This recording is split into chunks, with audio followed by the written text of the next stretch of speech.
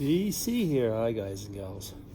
Well, yes, as you can imagine, it is lunchtime and it is Wednesday, and I'm taking a bit of time to be by myself once again.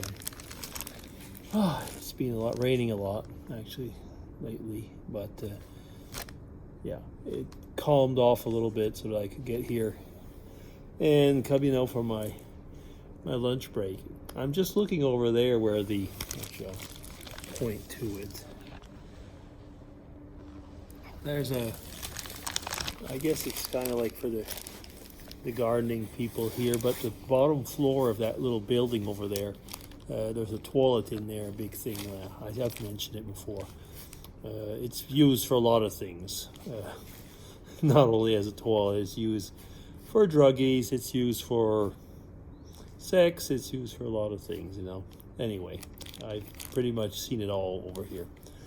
Yeah, but there's a lot of, actually I think there's a lot of new graffiti on it. Over here they had made some, I was going to say, sponsored graffiti at the time. There's starting to be add-ons. But I was going to talk about that a little bit. Not that it was what I was thinking of talking about today, but when I look at that, so you have like F the Nazis, okay, yeah. What is it next? Save the planet, F something else, and so on. And I was just kind of laughing the other day because I was talking with Irene, and so tweeting this on Skype, or was it on Skype? No, I don't remember actually if it was on Skype or was it. No, it was a message that we were talking about different things, and then she mentioned that her neighbor actually was getting ready or something to mow the lawn.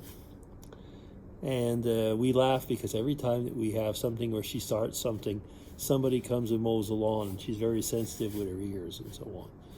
And I know that the neighbor's name is Brandon, So I just wrote down, I said, well, I suppose you could always tell him, let's go, Brandon, And over here, I don't think people know what that is. And it's kind of amusing in a way because there's not that many people called Brandon over here. It's not like if you were in North America. But people are extra sensitive now, aren't they? I mean, like we know how that, most of you, at least the people in North America, know where that came from. Where I laugh a little bit, and I shouldn't actually say I laugh, where I'm almost, feeling like, okay, I know it's a code word for something else. You do as well. But where it makes me realize there's always two standards is that number 45, actually, they did beheadings, so-called beheadings in the parks. They've used, was it De Niro that used, the F word against number 45 already, in, was it some award ceremony. I mean, it was used all the time. There was, like I say, constant mockery. And I was reading, actually, not too long ago that all the medias are over there. It's like, you got to get civil. You can't always be, treating the president, meaning 46, treating him in the way you are. You've got to be civil. And I was thinking, like, nobody was civil for 45. Nobody was civil for 44 while you're at it. It seems today's world, it's just part of politics. But you know something? It always was. It's just that with the social media and the way things are, people get to notice it more. But it always was. You just think about it. I'm thinking about politics when I was a younger boy or what. There was very often also two-party systems, and there'd be fights. There would be a lot of problems, actually. I mean, there would always be something going on, and it wasn't that easy then either. So when I see be sensitive and so on about what's going on, I would say, yeah, sure. I mean, it would be a good thing if people were more sensitive to the others and how they react and politeness.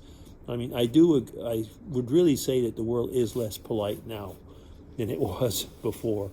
But when I hear, like, oh, these horrible people, how they're treating the actual president or what, I'm thinking like, no, it's no different. So I'm talking about the USA, of course. It's really no different to the way it was the years before.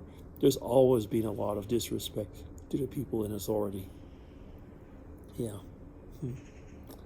I was looking at a paper actually earlier, just an article that was saying that when you're looking at for getting a team together, you probably will choose the person that's the most conciliant to be part of your team instead of the most competent. And I was wondering, is that really true?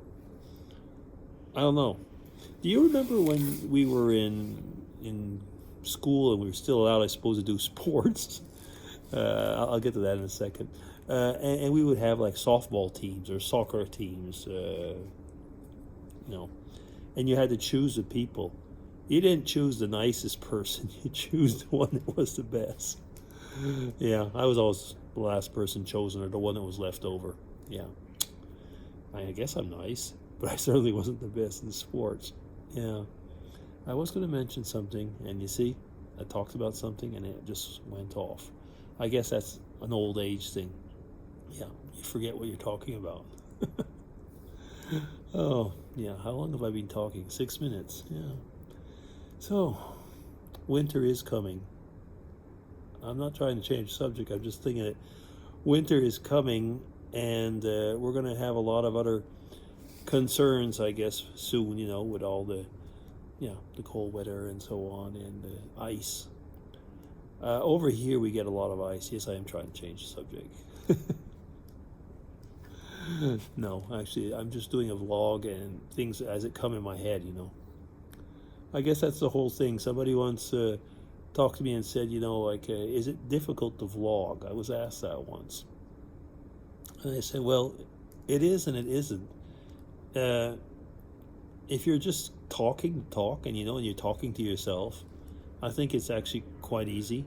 If you absolutely want to have a train of thought with a subject and everything, and you're really into it, it's quite easy. But sometimes, you just don't know where you're starting. You just don't know where it's going to end. And I think that's actually what makes some of our daily vloggers so interesting. I'm not a daily vlogger. I vlog maybe twice a week or something like that.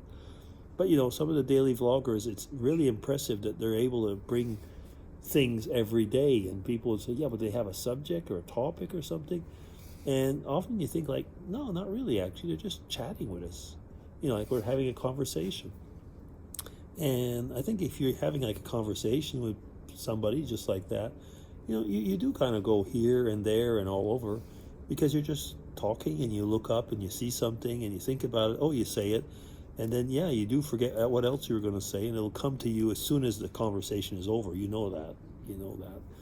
And, yeah, it's the ups and downs of the daily vlogger, I guess, or the vlogger. Yeah. Is it a dying art? I was talking with somebody the other day, and I was saying that in a way, people like myself and others that vlog regularly, I think that, we probably would have had aptitudes for being in theater or what, because we just don't really have a problem talking in front of people, and there's also these impromptu theaters. What are they called, actually? It was very big in Quebec when I was over there. Actually, they would throw a subject, and it was like, well, they didn't call it vlogging then, but it was like, go and act, talk about it. Yeah. Anyway, I have been talking long enough, so it'll be DC signing off. Take care, everybody, and have a good Wednesday. Yeah, hump day. Goodbye. Take care.